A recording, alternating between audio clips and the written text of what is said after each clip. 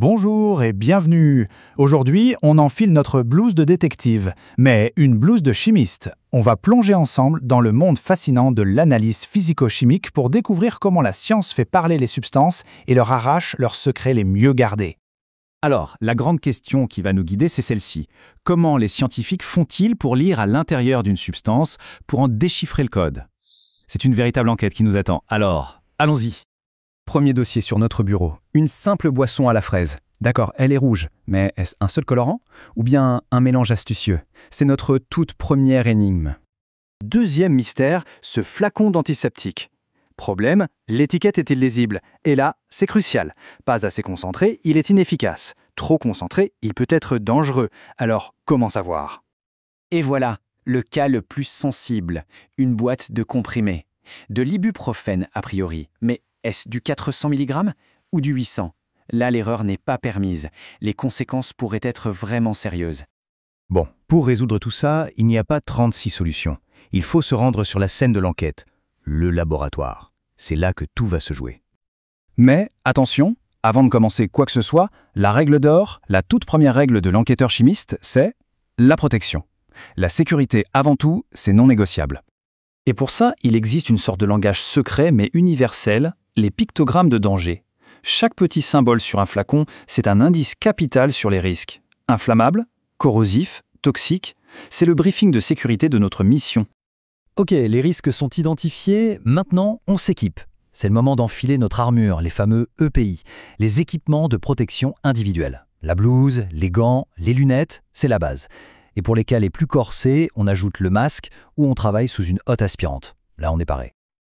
Voilà, on est en sécurité. On peut passer aux choses sérieuses. Premier outil de notre mallette de détective. Quand on a affaire à un mélange, un peu comme une foule de suspects, la première chose à faire, c'est de les isoler. Séparer chaque élément pour l'interroger individuellement. Et pour ça, la technique star, c'est la chromatographie. Alors la chromatographie, qu'est-ce que c'est? Imaginez une course. Toutes les molécules sont sur la ligne de départ, mais elles n'ont pas toutes la même vitesse. Eh bien la chromatographie, c'est exactement ça. On va voir comment ça fonctionne, c'est très visuel. L'exemple classique, c'est celui des feutres. On met des petits points de couleur sur une ligne de départ, sur un papier filtre, on trempe juste le bas du papier dans un liquide qu'on appelle un éluant, et là, la magie opère. Le liquide monte par capillarité, il emporte les couleurs avec lui, mais pas à la même vitesse. Certaines vont plus vite, d'autres traînent un peu, et hop, ce qui était un simple point vert se révèle être un mélange de bleu et de jaune. C'est génial, non? Les suspects sont séparés. Bon, séparer les indices, c'est une super première étape. Mais pour notre antiseptique et notre médicament, ça ne suffit pas. On a besoin de savoir combien.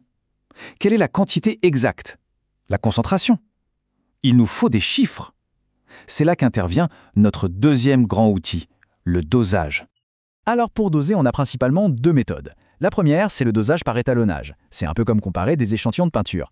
On a une gamme de couleurs dont on connaît la concentration et on cherche où se situe notre échantillon. C'est rapide, ça ne détruit rien, mais ce n'est pas ultra précis. Et puis il y a la deuxième méthode, le poids lourd, le dosage par titrage. Là, on déclenche une réaction chimique. C'est destructif, oui, l'échantillon est consommé, mais la précision est juste redoutable.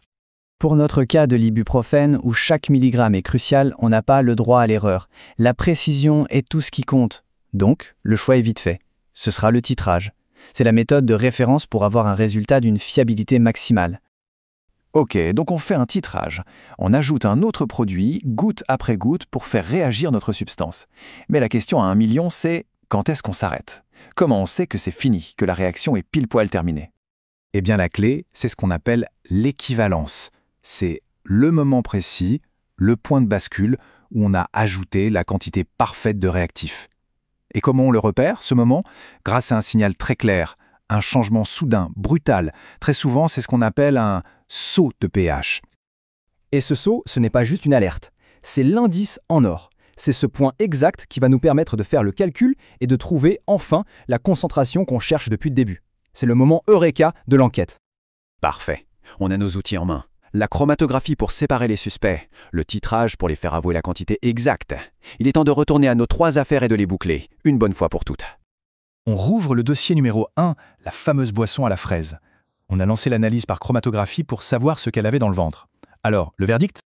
Et voilà le résultat qui tombe. En comparant notre analyse avec des colorants témoins, on voit que la couleur fraise est en fait un mélange. Il y a du E124, un colorant rouge, mais aussi du E102 qui est jaune. L'association des deux donne cette teinte si particulière. Mystère numéro 1 résolu. Concernant l'antiseptique, le dosage par étalonnage à parler, sa concentration est tout à fait correcte. Aucun danger. Affaire classée. Passons au plat de résistance. L'ibuprofène. 400 ou 800. Là, pas de place pour l'à peu près. On a donc sorti l'artillerie lourde, le titrage pH métrique. Après avoir soigneusement repéré le fameux saut de pH et fait les calculs, le chiffre tombe et il est d'une précision chirurgicale, 407,88 mg. Voilà la preuve noir sur blanc. La conclusion est donc limpide. Avec une telle valeur, et en prenant en compte une toute petite marge d'erreur, on peut affirmer sans l'ombre d'un doute que ce comprimé est bien dosé à 400 mg. L'affaire est close et la sécurité du patient garantie. Séparer, mesurer et conclure. Au final, ce travail de détective chimique, c'est ce qui assure la qualité et la sécurité de tout ce qui nous entoure, de notre nourriture à nos médicaments.